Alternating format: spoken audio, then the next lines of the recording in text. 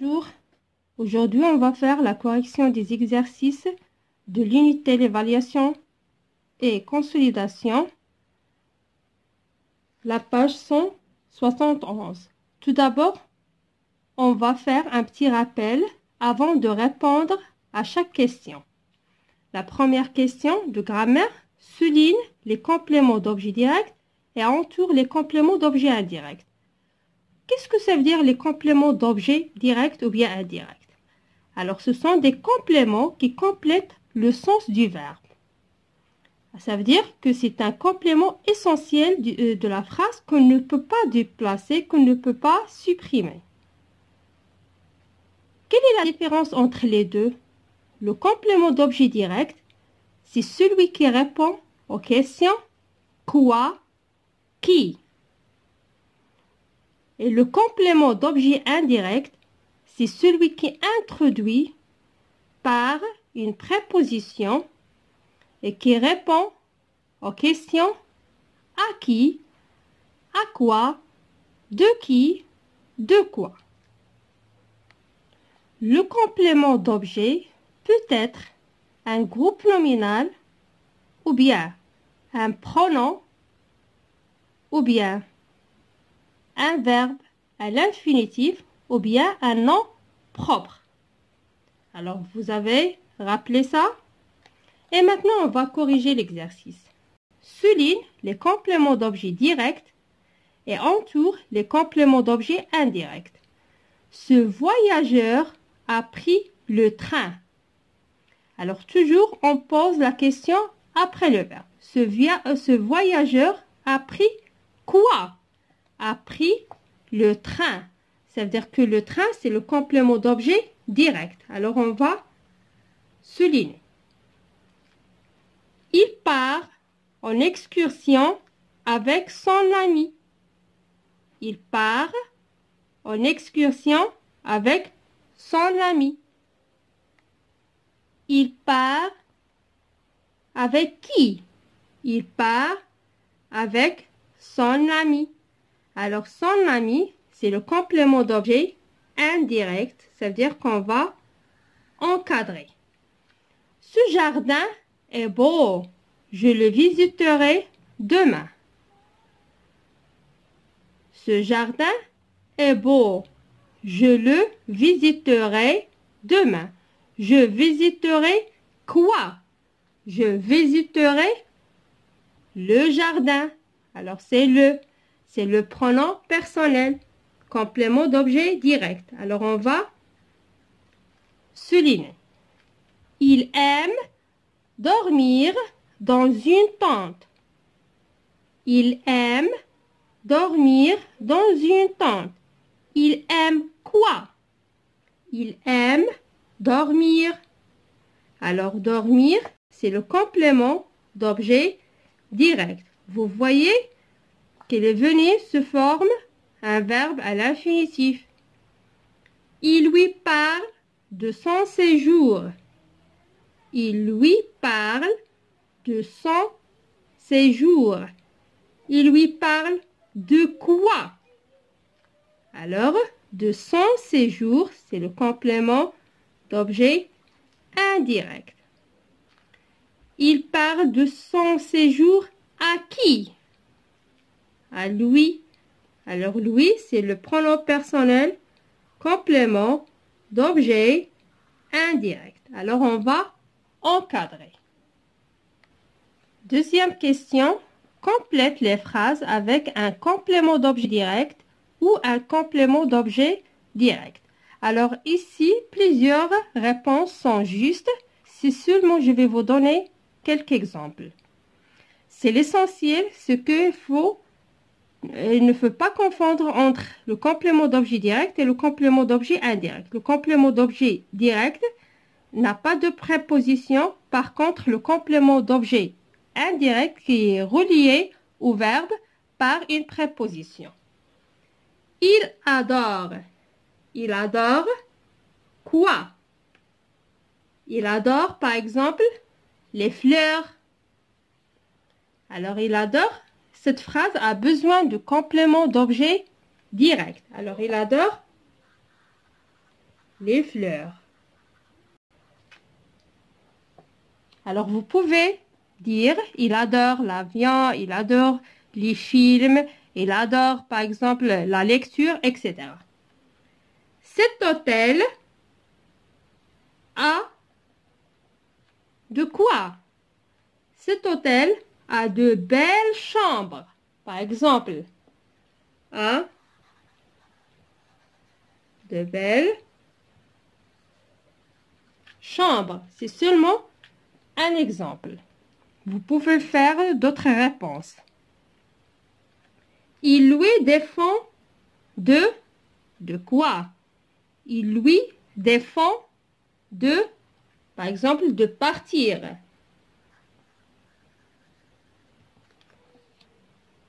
Il fait de la pêche avec quoi? Ou bien avec qui? Il fait de la pêche avec, par exemple, son père.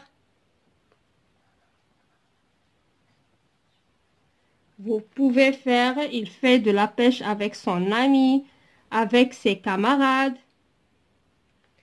La dernière phrase, il aime quoi? Il aime, par exemple, il aime manger, il aime se baigner, il aime, par exemple, lire, etc. Alors, je vais choisir, il aime se baigner.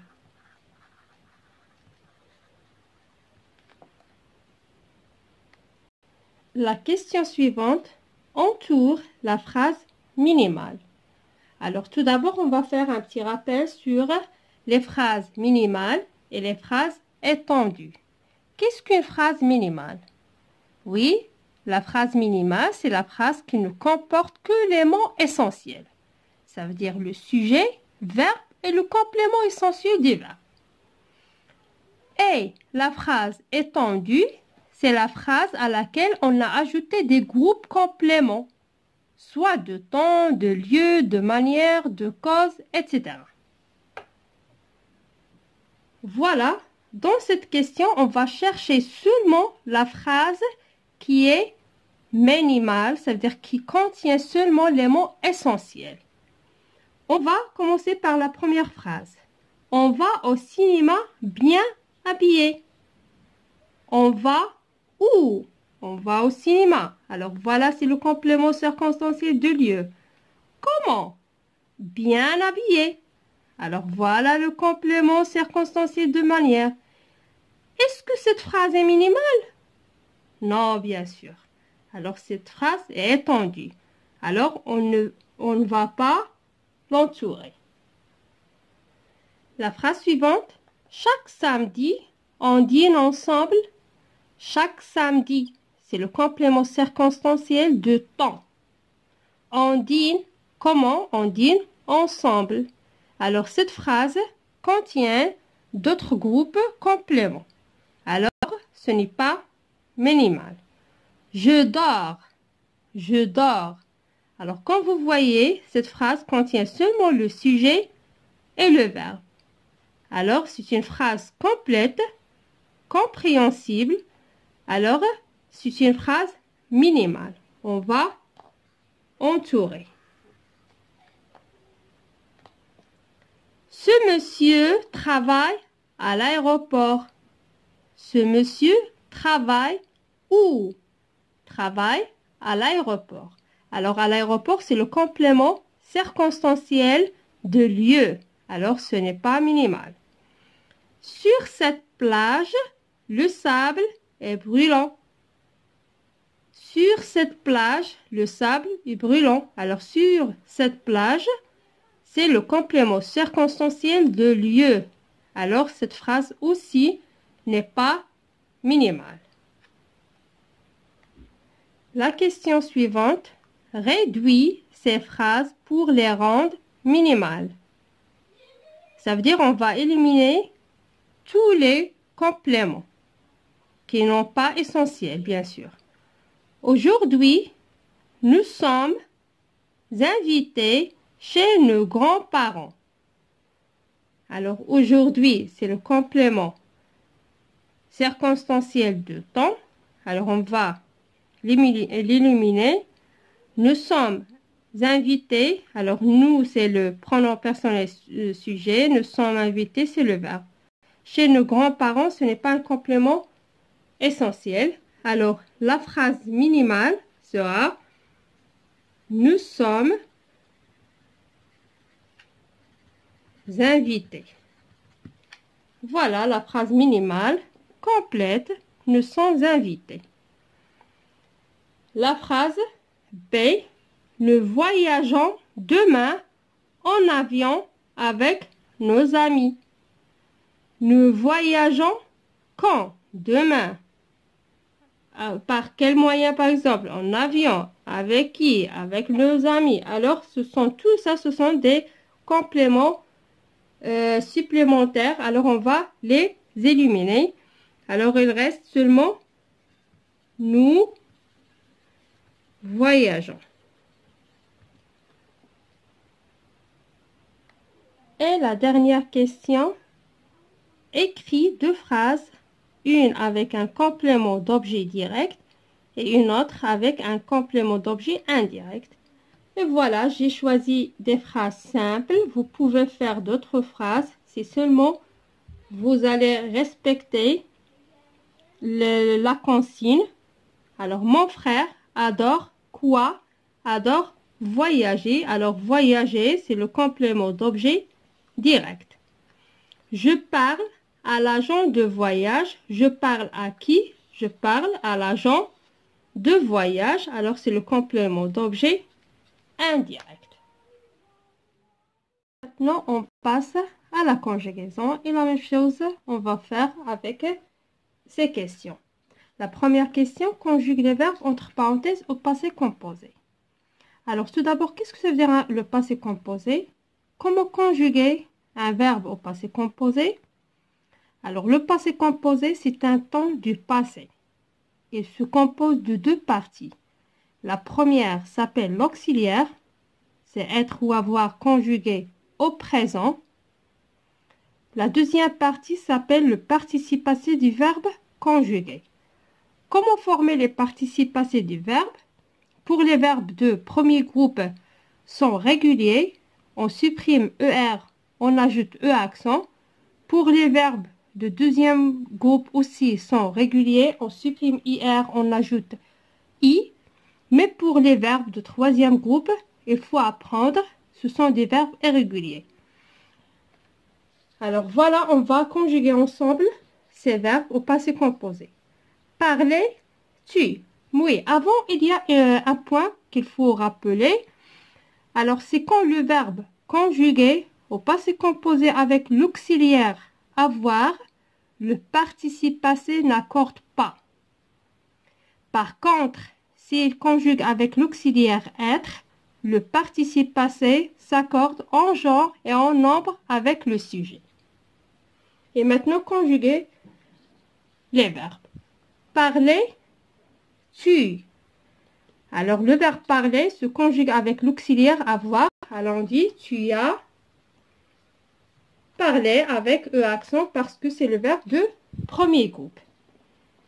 Le verbe aller, c'est le verbe de troisième groupe et se conjugue avec l'auxiliaire être. Alors, elle va s'accorder en genre et en nombre avec le sujet. Alors, vous êtes. Le verbe aller, le participe passé, c'est aller avec E accent. Vous, c'est une personne indéfinie, ça veut dire on ne sait pas le genre de vous. Alors, on met E entre parenthèses et S parce que c'est au pluriel. Le verbe guérir. Le verbe guérir, c'est le verbe de deuxième groupe. Il se conjugue avec l'auxiliaire avoir. On dit il a guéri. Le verbe dormir, c'est le verbe de troisième groupe. Son participe passé, c'est dormi. Et se conjugue avec l'auxiliaire avoir. Alors on dit ils ont dormi. Le verbe visiter, c'est le verbe de premier groupe et se conjugue avec l'auxiliaire avoir. Alors on dit j'ai visité avec E accent. Le verbe admirer, c'est le verbe de premier groupe et se conjugue avec l'auxiliaire avoir. Alors on dit nous avons admiré avec E accent. Le verbe finir, c'est le verbe de deuxième groupe et se conjugue avec l'auxiliaire avoir. On dit elle a fini. Et maintenant, on passe à l'autre question. Conjugue les verbes à l'imparfait aux personnes demandées. L'imparfait aussi, c'est un temps du passé, mais c'est un temps simple. Ou bien ces terminaisons sont communs pour tous les verbes AIS, AIS, AIT, IONS, IEZ, AIENT. Pour former le radical des verbes de premier groupe, seulement on supprime ER, on ajoute les terminaisons de l'imparfait. Pour les verbes de deuxième groupe, on supprime IR, on ajoute I2S tout d'abord, plus les terminaisons de l'imparfait. Mais pour les verbes de troisième groupe, il n'y a pas une règle précise, mais voilà, j'ai déjà vous donné une manière pour former le radical. On prend le verbe, on le conjugue tout d'abord au présent à la première personne de pluriel, ça veut dire avec le pronom personnel nous, on supprime ONS, la terminaison du présent, et on prend le radical, on ajoute les terminaisons de l'imparfait. Et pour mieux comprendre, je vais vous donner quelques exemples des verbes de troisième groupe et comment les conjuguer à l'imparfait. Par exemple, on va prendre le verbe venir. On va suivre la première étape, c'est de le conjuguer au présent avec le pronom personnel nous. On dit nous venons. On prend ONS, on va supprimer. On prend le radical. On dit je venais, tu venais, etc. On va prendre d'autres verbes, par exemple le verbe faire. La même chose, on va le conjuguer au présent avec le pronom personnel nous. On dit nous faisons. On supprime ONS et on prend le radical. On ajoute les terminaisons de l'imparfait. On dit je faisais, tu faisais, et il faisait, etc. Alors, la même chose, on va faire avec tous les verbes. On retourne à l'exercice. Conjugue les verbes à l'imparfait aux personnes demandées. On a le verbe être. Alors, le verbe être à l'imparfait, on dit tu étais avec AIS. Il était avec AIT. Elle avec S. Était avec AIENT. Pour les verbes, ou bien pour le verbe voyager. Alors, pour le verbe voyager, il faut faire attention parce qu'il se termine avec le son G. Et les terminaisons sont AI, S, AI, S, AIT, IONS, EEZ, AIENT. Alors, on doit ajouter E devant les terminaisons de l'imparfait pour garder le son G, sauf pour nous et vous, on ne fait pas E. Alors, on a elle voyait. C'est on fait seulement AIS et 2, on voyageait. Alors, c'est pour cela qu'on ajoute E devant la terminaison de l'imparfait pour garder le son G. On dit elle voyager. Il, avec S, la même chose.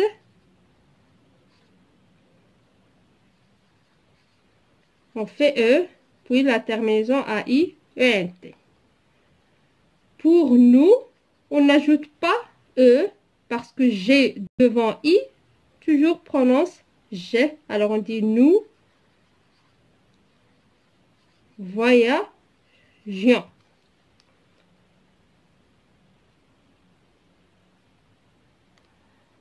Pour la question numéro 3, complète avec le verbe être ou avoir à l'imparfait. Pendant notre voyage, nous avons rencontré un célèbre humoriste très gentil. Il, des yeux rieux. Alors on dit il avait, c'est le verbe avoir à l'imparfait. Il avait des yeux rieux.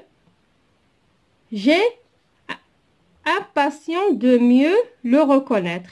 Alors, j'étais. La phrase a besoin du verbe être. C'est le verbe d'état devant l'adjectif. J'étais impatient de mieux le reconnaître. Il nous a présenté sa femme. Elle avait une robe bleue. C'est sa femme. Elle avait une robe bleue.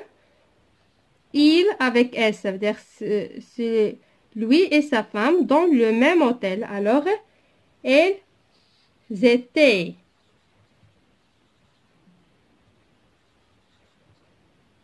Elles étaient dans le même hôtel que nous. Leur chambre avait une magnifique vue sur la mer. Nous, heureux. Alors, la phrase a besoin du verbe d'état, c'est le verbe être. Alors, nous étions heureux de les avoir rencontrés. La dernière question de conjugaison conjugue les verbes à l'imparfait aux personnes demandées. Comme vous voyez, les trois verbes sont des verbes de premier groupe. Alors, seulement on va supprimer les terminaisons ER. On va ajouter les terminaisons de l'imparfait d'après le pronom personnel demandé. Alors, par exemple, monter, on dit il. Monter avec AIT. Il avec S. Monter avec AIENT. Et nous montions avec IONS. Le verbe aimer, la même chose. Nous aimions. Vous aimiez. Et j'aimais avec AIS. Le verbe briller. Je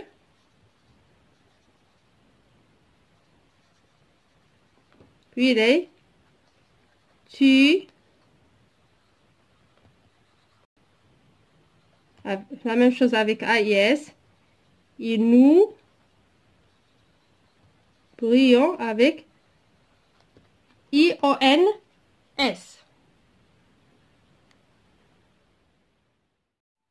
Et voilà, on passe à l'orthographe, la page 173. La première question entoure les mots invariables. Et voilà, qu'est-ce que ça veut dire des mots invariables? Les mots invariables, ce sont des mots qui n'ont ni genre ni nombre. Et leur orthographe ne change jamais. Il n'y a pas de règle particulière pour apprendre leur orthographe. Alors c'est pour cela qu'il faut les apprendre.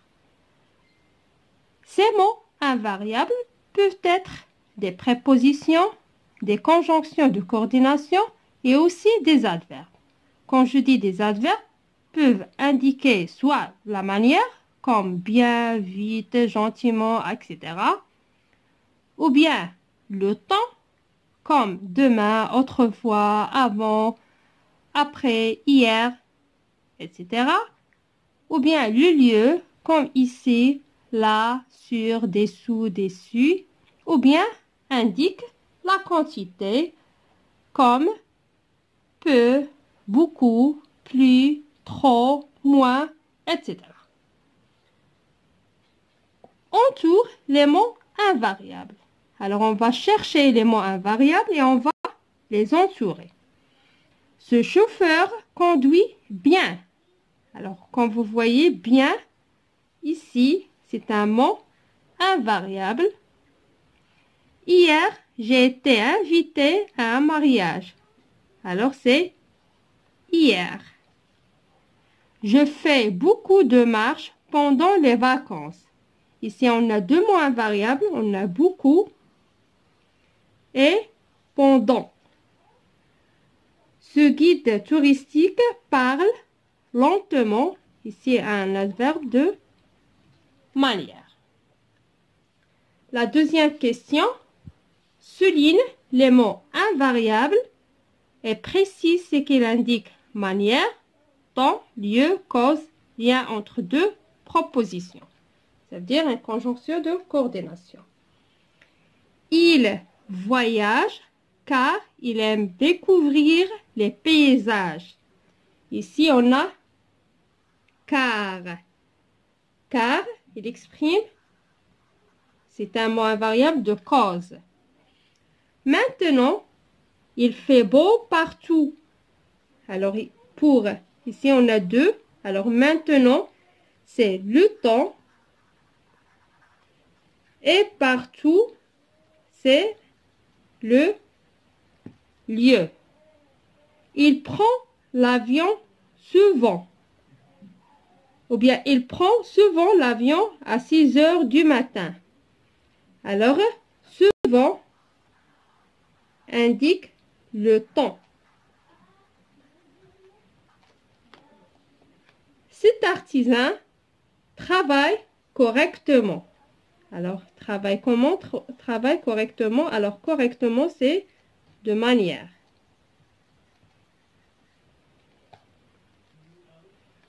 Dans cette rivière, on pêche beaucoup de poissons. Alors, dans, c'est ou bien c'est un mot invariable de lieu. Et aussi, on a beaucoup, c'est un mot invariable de quantité, mais ils n'ont pas précisé de quel. Seulement, on va entourer de manière, de temps, de lieu, de cause et lien entre deux propositions. Mais aussi beaucoup, c'est un mot invariable, mais indique la quantité. On passe maintenant à la question suivante. La question suivante accorde correctement les groupes nominaux entre parenthèses. Alors, bien sûr, on a déjà dit que les adjectifs s'accordent en genre et en nombre avec le nom qui qualifie. Alors, regardez, c'est un déterminant démonstratif pluriel. Alors, c'est ces avions. Alors, ces avions, on va ajouter S. Rapide, rapide, c'est un adjectif. On va ajouter aussi S. Là, on a long. Long, c'est un adjectif. Journée, là, journée. Journée, c'est un nom féminin, singulier. Alors, long, le féminin, c'est langue. Langue. D, on a voyageur et pressé. Alors, D, c'est pluriel. Alors, on va ajouter S. Voyageur avec S. Pressé aussi avec S. Question numéro 4. Trouve un déterminant qui s'accorde avec le groupe nominal sujet. Alors, bien sûr, on va étudier le genre et le nombre. de groupe nominal sujet. On a vacances merveilleuses. Alors, c'est pluriel. On va dire des vacances merveilleuses. Ou bien les vacances merveilleuses. Ou bien ces vacances merveilleuses. Plage propre. Plage propre. Alors, c'est féminin, singulier. On dit une plage propre. Montagne haute. Des montagnes, c'est au pluriel. Alors, des montagnes hautes. Numéro 5. Remplace les mots en couleur par le mot entre parenthèses. Attention aux accords. Alors, on va remplacer les mots qui sont en couleur par les mots qui sont entre parenthèses. Ces voitures luxueuses. Cet hôtel. Alors, on va remplacer voiture par hôtel. Alors, ces voitures, c'est féminin pluriel. Mais cet hôtel, c'est masculin singulier. Alors, on dit cet hôtel. Luxueux, c'est un adjectif féminin pluriel. Alors, le singulier, c'est luxueux. Avec X. Une mer calme. Une mer, c'est féminin singulier. Des océans, c'est masculin pluriel. Alors, on dit des océans calmes. On va accorder, on va ajouter S. Alors, des océans calmes. Une belle avenue. Alors, on va remplacer avenue par boulevard. Avenue, c'est féminin singulier. Boulevard, c'est un masculin singulier. Alors, une devient un. Belle, son masculin, c'est beau. Boulevard. Une valise lourde. On a des bagages. Alors, une valise, c'est singulier. Féminin singulier. Des bagages, c'est au pluriel. Alors, on dit des.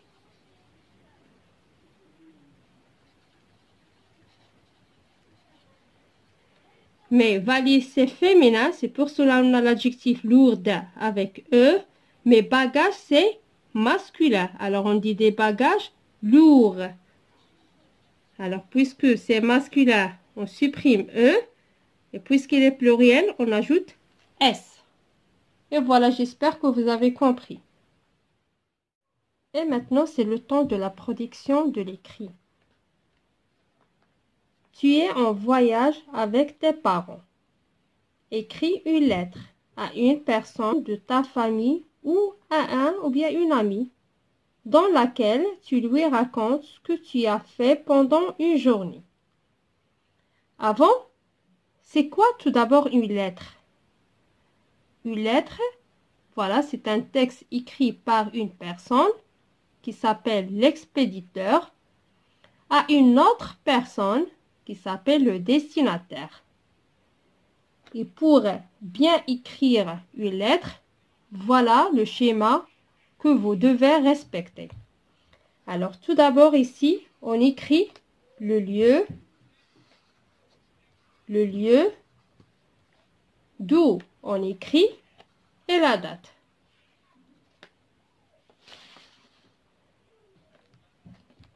On passe ici. On écrit une formule pour commencer où on nomme le destinataire. Ça veut dire à qui tu écris cette lettre. Ça s'appelle la formule d'interpellation.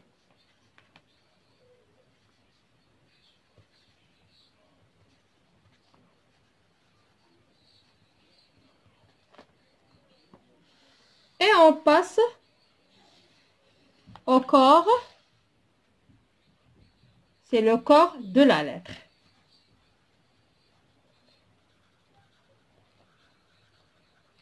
Alors, dans le corps de la lettre, on va parler, on va dire ce qu'ils ont demandé dans le sujet.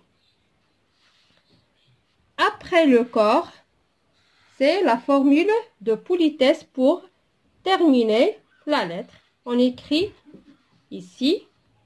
Et enfin, c'est la signature de l'expéditeur. Ça veut dire que vous allez écrire vos noms.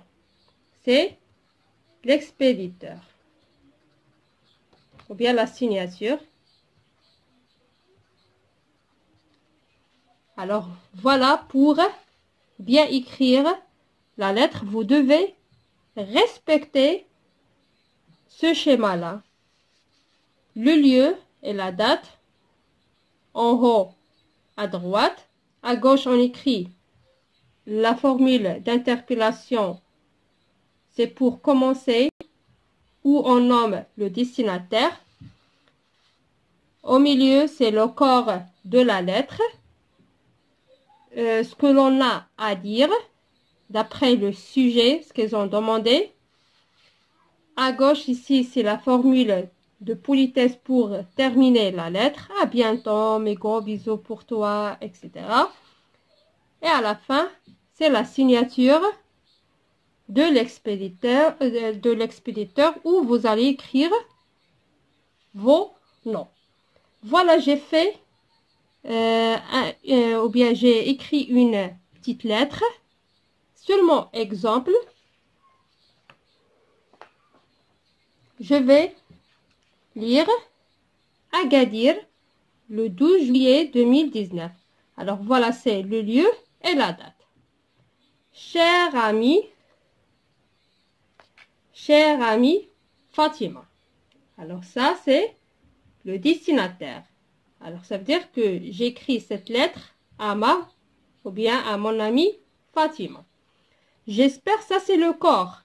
J'espère que chez toi, tout le monde va bien. Cela fait une semaine que je suis à Agadir en vacances avec mes parents. Après le petit déjeuner, voilà, on va raconter ce qu'ils ont demandé dans le sujet. Tu lui racontes ce que tu as fait pendant une journée. Alors, vous devez respecter le sujet. Après le petit déjeuner en famille, nous allons au grand port d'Agadir pour acheter le poisson que maman nous prépare pour le déjeuner. Après-midi, après une petite sieste, nous allons au souk d'Izgan pour découvrir l'artisanat de cette région. Le soir, nous nous promenons tout le long de cette magnifique plage. Nous passons de magnifiques vacances. Et voilà la formule de politesse pour terminer la lettre. À bientôt, cher ami. Voilà la signature. Ton ami Maha. Voilà. Alors, j'espère que vous avez compris ce qu'on a fait dans la grammaire, conjugaison, l'orthographe et aussi la production écrite. Merci de votre écoute. Au revoir.